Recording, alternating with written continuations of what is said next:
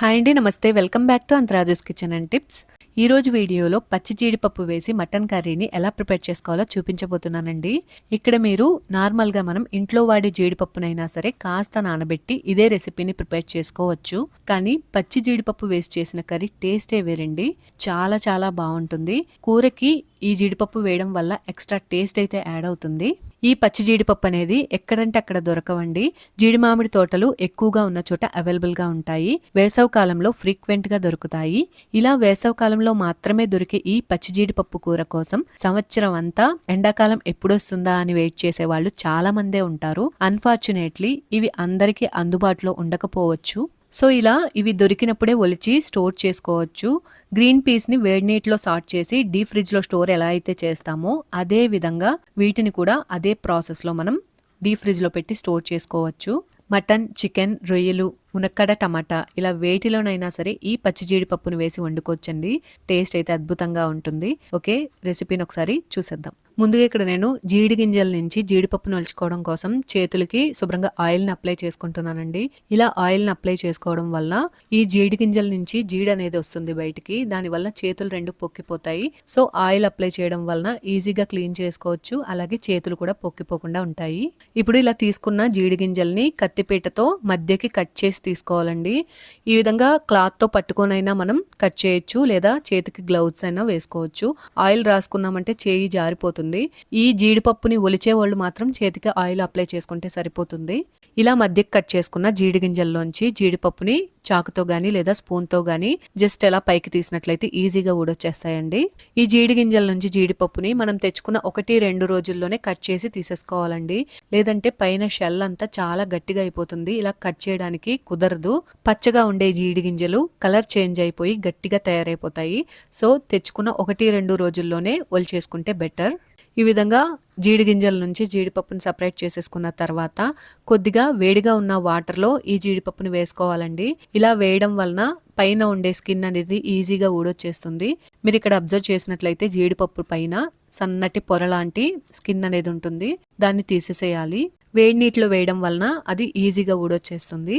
So ఈ విధంగా పచ్చి జీడిపప్పు పైన తొక్కని ఒలుచుకున్న తర్వాత మీకు కావాల్సినంత తీసుకుని మిగిలిన జీడిపప్పుని తడి ఆరబెట్టి డీప్ ఫ్రిడ్జ్లో పెట్టి ఒక 1 వీక్ వరకు స్టోర్ చేసుకోవచ్చండి. ఇలా 1 వీక్ వరకు స్టోర్ చేసుకున్న దాన్ని మీరు ఎప్పుడు కావాలంటే అప్పుడు వండుకోవచ్చు. ఇలా కూరకి కావాల్సినంత జీడిపప్పుని ఒలిచి రెడీగా పక్కన పెట్టి ఉంచండి.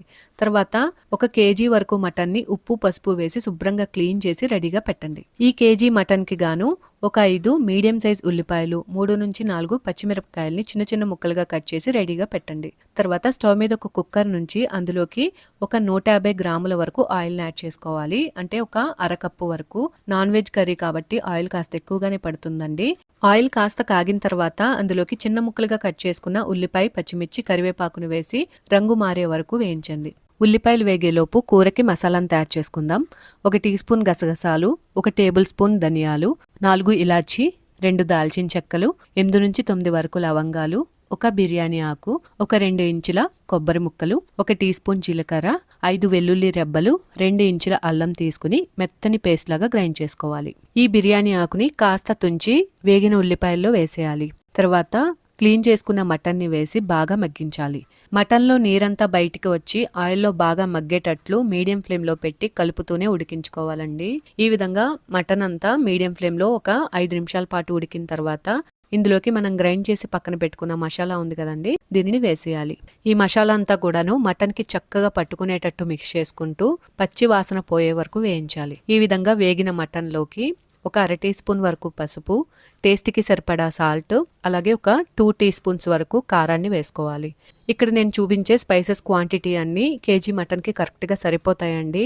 లేకపోతే మీరు తినేదానికి తగ్గట్టుగా స్పైసెస్ అన్నింటినీ అడ్జస్ట్ చేసుకోవచ్చు. ఎక్కువైతే ఎక్కువ, తక్కువైతే తక్కువ. ఈ విధంగా అన్నింటినీ వేసిన తర్వాత అంతా కలిసేటట్టు చక్కగా మిక్స్ చేసుకోవాలి.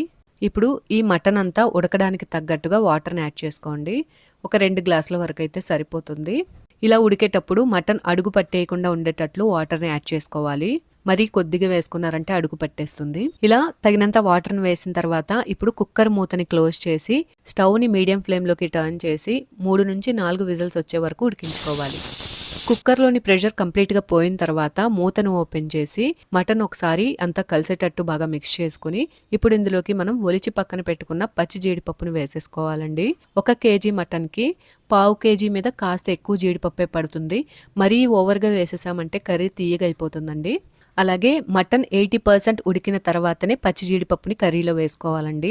మటన్తో పాటు జీడిపప్పుని వేసేసారంటే కంప్లీట్గా ఉడికిపోయి పేస్ట్లా అయిపోతుంది.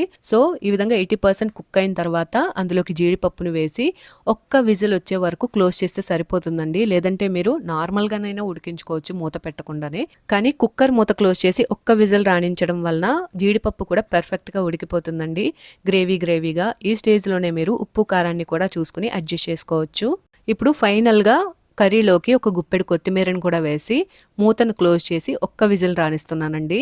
ఇలా ఒక విజిల్ వేయించడం వలన కర్రీ కూడా చాలా తొందరగా రెడీ అయిపోతుందండి.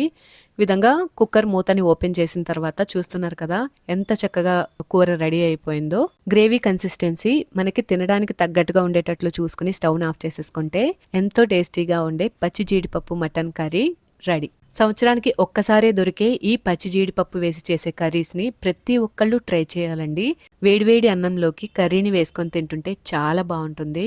అన్నంలోకే కాదండి, చపాతీ, రోటీ ఇలా వేటితో అయినా కాంబినేషన్గా చాలా బాగుంటుంది. మీరు ఒకసారి ఈ రెసిపీని తప్పకుండా ట్రై చేయండి. ట్రై చేసి టేస్ట్ చేసి ఎలా వచ్చిందో నాకు కామెంట్స్లో తెలియచేయండి. మీకు ఈ వీడియో కనుక నచ్చినట్లయితే ప్లీజ్ లైక్ చేయండి. మీ ఫ్రెండ్స్ అండ్ ఫ్యామిలీ మెంబర్స్కి షేర్ చేయండి. కొత్త వాళ్ళు ఎవరైనా మన ఛానల్ని చూస్తున్నట్లయితే మర్చిపోకుండా సబ్స్క్రైబ్ చేయండి. మరొక మంచి వీడియోతో నేను మిమ్మల్ని మళ్ళీ కలుసుకుంటాను. Thanks for watching.